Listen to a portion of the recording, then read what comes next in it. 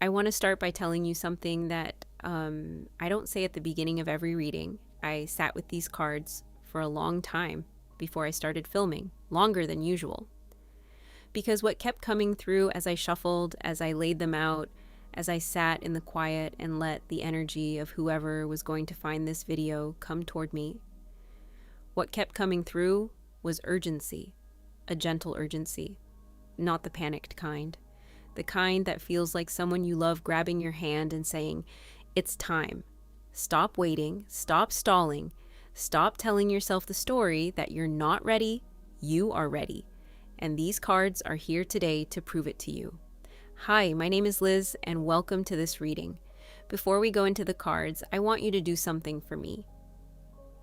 Think about the decision that's been sitting in the back of your mind, not the small, everyday choices, the one that keeps surfacing no matter how many times you push it down, the one that lives in that quiet space between who you are right now and who you know you're meant to become, the one that scares you a little, or maybe a lot, and that you've been circling for weeks, months, maybe longer. Hold it. Feel the weight of it, because every single card in today's spread is speaking directly to it. Take a breath, and let's begin. Before I go into the individual cards, I want to tell you the story they tell together.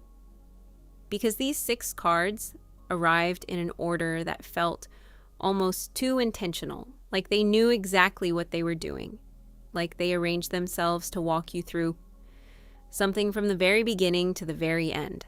The story is this: you have everything you need. You have always had everything you need. And there is one moment, one decision, standing between the life you're living right now and the life that has been waiting for you. This reading is not here to push you. It is here to show you what is already true, so that when that moment arrives, and it is arriving, you do not hesitate. You do not shrink. You say yes. The first card that came out of this deck is the Queen of Cups. And I want you to really look at this card, because this card is not just a message. It is a mirror. The Queen of Cups is the most intuitive energy in the entire tarot. She is someone who feels before she thinks, who knows things in her body before she can articulate them in words, who has been given, as a kind of gift, the ability to sense what is true beneath the surface of things, in situations, in people, in the direction life is asking her to move. That is you. I don't know exactly what your specific gift looks like, but I know this: there has been a part of you for longer than you may want to admit that already knows what the right decision is, already knows which direction carries your name, already knows, beneath all the doubt and the second guessing and the very logical, very reasonable fear, already knows that something is calling you forward and that it is real. You have felt it as a pull, a restlessness in the life you're currently living. Not because anything is wrong with it, but because something in you senses that it is not the full picture, that there is more, that the chapter you are in, as familiar and as safe as it is not the final chapter. You have felt it at 2 a.m. when the world is quiet and the truth is louder. You have felt it in moments of unexpected clarity, a walk, a drive, a conversation, where everything goes briefly, beautifully still, and you just know. The Queen of Cups says, stop explaining that feeling away. Your intuition is not wishful thinking. It is not delusion or impatience or naivety. It is information. Some of the most precise, most reliable information available to you. And it has been pointing in the same direction consistently for a very long time. Trust it. The Queen of Cups does not arrive in a reading to tell you to think harder or gather more evidence. She arrives to remind you that you already have the answer. You just haven't given yourself permission to act on it yet. The second card is the Fool. And I know what some of you just felt when I said that. A little flicker of anxiety. Because the Fool can feel unsettling. The figure standing at the edge of a cliff, one step away from stepping off into the unknown, seemingly unaware of the drop below. But here is what I need you to understand about this card, especially in this position. Following the Queen of Cups, the Fool is not recklessness. The Fool is courage. There is a version of this card that people fear. the idea of leaping without looking, of being naive, of falling. But that is a misreading. The fool steps forward not because they don't see the cliff. They step forward because they trust what's on the other side more than they fear the fall. That trust is not stupidity. That trust is the most sophisticated spiritual intelligence a human being can develop. And the fool is telling you specifically, you are about to stand at a door. It may have already appeared. It may arrive in the next few days or weeks. But there is a moment coming, a message, an invitation, a conversation, an opportunity that is going to present itself to you as a choice. And the choice is going to feel bigger than it looks. It may look small on the outside, a simple yes or no, a simple reply or no reply, a simple step taken or not taken. But inside that small looking choice is a door. And behind that door is a version of your life that you have been dreaming about for longer than you've admitted. The fool says, when that moment comes, say yes. Not because it won't be scary, it will be. Not because there will be a guarantee, there won't be. But because the alternative, turning away from the door, letting it close, staying in the familiar out of fear, carries its own cost. A slower, quieter, more private cost. The cost of always wondering. You have been wondering long enough. Say yes. The third card is the 8 of Pentacles. And I felt something soften in me when I turned this one over. Because this card is an act of kindness from the universe, placed right here, right after the Fool, at the exact moment when you might be starting to feel the fear. The 8 of Pentacles shows a figure at work, focused, dedicated, head down, building skill after skill, putting in the time, doing the thing not for applause or recognition, but because the work itself matters, because the craft itself matters, because becoming good at something requires showing up even when no one is watching. That figure is you, has been you for longer than you realize. Every hard thing you moved through, every failure that taught you something you didn't know you needed to learn, every rejection that redirected you somewhere more aligned, every season where you felt like you were going backwards and were actually being built, all of it has been the 8 of Pentacles. All of it has been preparation that looked from the inside like struggle. You have been in training, and you have been doing it without a clear picture of what you were training for.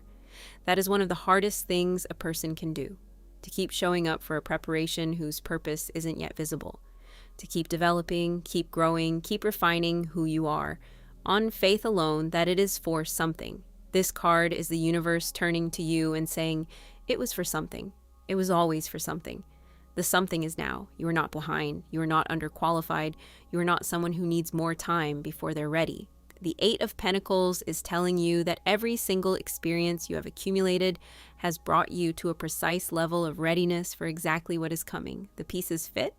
They were always going to fit. You just couldn't see the picture from inside the puzzle. You are more prepared than you know. Please hear that. You are more prepared than you have been allowing yourself to believe. The 4th card is the Ace of Pentacles. And I want to take my time here because this card carries something significant.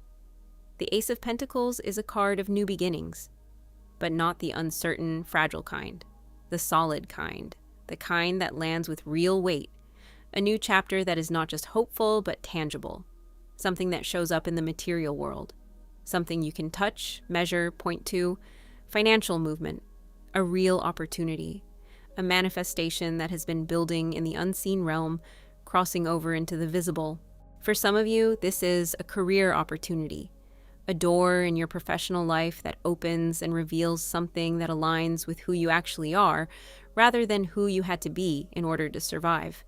For others, it is financial relief, unexpected, disproportionate to what you could have arranged on your own, arriving in a form that makes you feel for the first time in a long time that you have room to breathe. For others still, it is a meeting, a person, the beginning of a connection that starts quietly, almost too quietly, and becomes one of the most significant things in your life. Here is what I want you to know about the Ace of Pentacles. It does not always arrive looking like what you expected. It almost never does. The version of the good thing that actually comes is rarely the version you scripted in your mind. It is usually better, but it is also usually different, more unexpected, more specific, more clearly designed for exactly who you actually are. So when it arrives, when something appears that your mind wants to immediately analyze and categorize and question, pause before the analysis. Pause and feel it first, because your body will recognize it before your mind can process it. There will be a sense of something landing in the right place, a sense of fit, a sense of, oh, that is the Ace of Pentacles, and it is on its way to you. The fifth card is the Page of Cups, and I love this card. I love it specifically because it arrives at the moment in a reading when people need something unexpected. And that is exactly what the Page of Cups delivers. The Page of Cups is the card of the surprise. The pleasant, disorienting, completely out of nowhere surprise. A message you weren't expecting. A call from someone who hasn't been in contact. An idea that arrives seemingly from nowhere while you're in the middle of something else entirely. An invitation that you almost declined, and then something in you said no, accept it. Something small is going to trigger something enormous. I have seen this card arrive in readings and then watch the person come back weeks later to tell me about the text that came out of nowhere, the conversation that started as small talk and became something life-altering, the seemingly random encounter that was the first piece of a completely new direction. The Page of Cups does not announce itself as significant. That is precisely its nature. It arrives softly, without fanfare, wearing the disguise of an ordinary moment. This is why I need you to be paying attention. In the days ahead, pay attention to what seems small. Pay attention to the unexpected thing, the out-of-place thing, the thing that catches you slightly off guard. Because the beginning of everything often looks like nothing in particular. And the people who step through the door are the ones who were awake enough to notice it was there. You are awake. This reading found you because you are awake. Stay that way. The final card is the Moon. And here is where I need to be completely honest with you. Because the Moon is the only card in this spread that is not about what's coming. It is about what's in the way. The Moon is the card of doubt, of fear, of the fog that descends right at the threshold of something important and makes the path ahead unclear, of the voice in the mind that says, what if I'm wrong? What if this doesn't work? What if I take the step and it all falls apart? What if I'm reading too much into things? What if I'm not as ready as I think? What if I never was? You are going to feel this. I want to prepare you for it rather than pretend it won't be there. Because it will be there. Right at the moment when everything is ready to move, when the door is in front of you and your hand is on the handle, the doubt will arrive. Loud, convincing, dressed up as wisdom and caution and practicality. It is not wisdom. It is fear wearing wisdom's clothes. Here is how you will know the difference. Wisdom gives you information. It says, here is what to consider. Here is what to be careful of. Here is what to think through. Fear gives you paralysis. It says, you can't, you shouldn't, you're not enough, it's too much, turn back. The Moon in this position as the final card, the last obstacle before everything the other cards have promised, is telling you that the fear is coming, but it is not the truth. It is the last test, the final examination before the breakthrough. And the only thing it is testing is whether you trust yourself enough to take the step despite it, because here is what the Moon also tells us, and this is the part I want to leave you with. The fog always clears. Always. The doubt that feels like permanent blindness is temporary. The moment you take the step, the moment you say yes, the moment you move forward, the Moon moves and the path lights up. Not before, after. Clarity is on the other side of the decision, not before it. You have been waiting for certainty before you move, but certainty doesn't come first, courage comes first, and certainty follows right behind it like the Moon moving out of the way of the sun. So here is what these 6 cards, together, have said today. You know, you are ready, the opportunity is real, the trigger is coming, the doubt will arrive, and none of it, not the doubt, not the fear, not the fog, none of it can stop what is meant for you if you simply take the step. One decision. That is the distance between your old life and your new one. One brave, imperfect, terrifying, absolutely necessary decision.